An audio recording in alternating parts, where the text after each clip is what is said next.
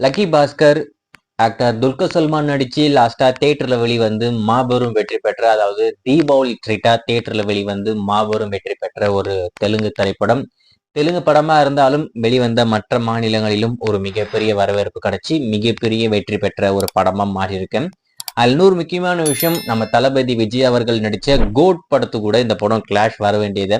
ஆனா அதுக்கு அடுத்து நாங்க வரல, தீபாவளிக்கு வரோம் அப்படின்ற மாதிரி தள்ளி வச்சு தீபாவளிக்கு கொண்டு வந்தாங்க.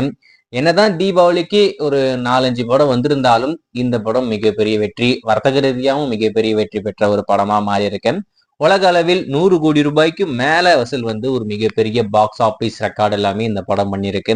இதுல இன்னொரு முக்கியமான விஷயம் என்ன அப்படின்னு பாத்தீங்கன்னா, இந்த படம் வெளிவரதுக்கு முன்னாடி இந்த படத்துக்கு ஒரு பயங்கரமான விஷயம் இருந்திருக்கு. ஐ மீன் இந்த படம் தோல்வி அடைகிறதுக்கே ஒரு மிகப்பெரிய வாய்ப்பு இருந்திருக்கும். என்ன அப்படின்னு பாத்தீங்கன்னா, இந்த படத்துக்கு ஃபர்ஸ்ட் நம்ம துல்கர் சல்மான் டப்பிங் பேச காணும். தெலுங்கு மட்டும்தான் அவர் பேசியிருக்காப்ல, மீதி லாங்குவேஜுக்குலாம் அவர் நான் பேச மாட்டேன் அப்படின்ற மாதிரி சொல்லிட்டு இருப்பாரு போல இருக்கு. நீங்க வேற யாருன்னா டப்பிங் ஆர்டிஸ்ட வச்சு டப்பிங் பண்ணிக்கங்க அப்படின்ற மாதிரி அவரு படத்துல இருந்து வெளியே வந்துட்டாப்ல. ஆனா படத்தரப்புல என்ன பண்றாங்கன்னா, ஏஐ மூலியமா அவருடைய வாய்ஸை கொண்டு வரோம் அப்படின்னு சொல்லிட்டு கொண்டு வந்தாங்க. அது யாருக்கும் பிடிக்கல, எல்லாரும் நெகட்டிவா பேச ஆரம்பிக்கிறாங்க. இதை பார்த்துட்டு புரிஞ்சுக்கிட்டு நம்ம துல்கர் சல்மானி, ஓகே எல்லாரும் நெகட்டிவா பேச ஆரம்பிக்கிறாங்க, நானே டப்பிங் பேசுறேன் அப்படின்னு சொல்லிட்டு அதுக்கப்புறமா தான் அவர் வந்து டப்பிங் பேசியிருக்காப்புல. வெறும் 2 நாள்ல டப்பிங் பேசி கொடுத்துருக்காப்புல தமிழ் லாங்குவேஜுக்கு. அதனாலதான் அந்த படம் அந்த அளவுக்கு சூப்பரா இருக்கு. ஏன்னா துல்கர் சல்மான்னா அவருடைய வாய்ஸ் மட்டும்தான் இது வரைக்கும் நம்ம பார்த்துருக்கோம். இப்ப வேற ஒருத்தருடைய வாய்ஸ் நம்மளால ஏத்துக்க முடியாது இல்லையா?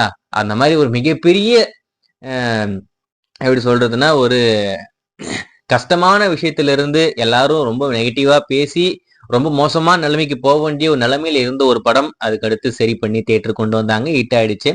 இந்த படம் நெட்ஃபிளிக்ஸ்ல வரப்போது நவம்பர் 30 ஸ்டீம் பண்ண போறாங்க அப்படின்ற மாதிரி சொல்லியிருந்தோம். நம்ம சொல்லல, நெட்ஃபிளிக்ஸ் தான் அதிகாரமா சொன்னாங்க. அதாவது நெட்ஃபிளிக்ஸ் சிங்கப்பூர் தரப்புல நவம்பர் 30 நாங்க ஸ்டீம் பண்றோம் அப்படின்ற மாதிரி சொல்லியிருந்தாங்க. ஆனா இப்போ நெட்ஃபிளிக்ஸ் இந்தியா என்ன சொல்லியிருக்காங்கன்னா, இந்த படம் வேர்ல்டு வைட் 30ஆம் தேதி ஸ்டீம் ஆகும் போல இருக்கு. ஆனா இந்தியால நம்மளுக்கு நவம்பர் 28ஆம் தேதி இப்போதைக்கு ஸ்டீம் ஆக போகுது. அபிஷியல் அனௌன்ஸ்மெண்ட்டுமே வந்துருச்சு. தமிழ், தெலுங்கு, மலையாளம், கன்னடா, இந்தின்னு சொல்லிட்டு 5 லாங்குவேஜ்ல இப்போதைக்கு இந்த படத்தை ஸ்டீம் பண்ண போறாங்க.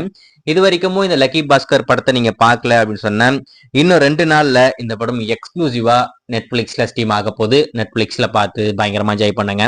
லக்கி பாஸ்கர்